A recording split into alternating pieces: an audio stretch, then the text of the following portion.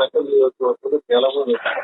55 కిలోలు గెలుస్తామని మిగతావన్నీ టీడీపీ గెలుస్తాయి. ఆ పరిస్థితుల్లో ఏం చేద్దాం, ఎలా చేద్దాం, ఎలా ఎదుర్కొందామని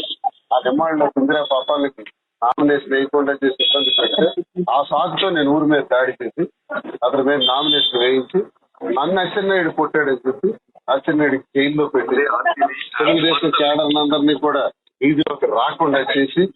అక్కడ సొంత బొమ్మాయిలు డెప్యూటీసీని బయటకు వస్తే నీ అంత తెలుస్తామని చెప్పి రౌడీ షీట్ పెట్టి అరెస్ట్ చేయించి కోట బొమ్మాయిలు డెప్యూటీసీ అభ్యర్థి పూజారి సత్యంకి ఆడికి లోపల పెట్టి తలుపులేసి బంధించి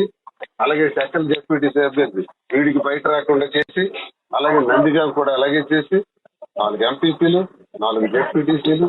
136 పంచాయతీల్లో 119 పంచాయతీలు కేవలం ఆ రోజు జరిగిన ఇన్సిడెంట్లు ఆయన లోపలే స్కాడర్ అందరినీ రిగ్గింగ్ చేసేవాడి పోటీ చేయాలి లేదనుకుంటే కనబడకండి అనుకుంటే రౌడీజమే చేసాం.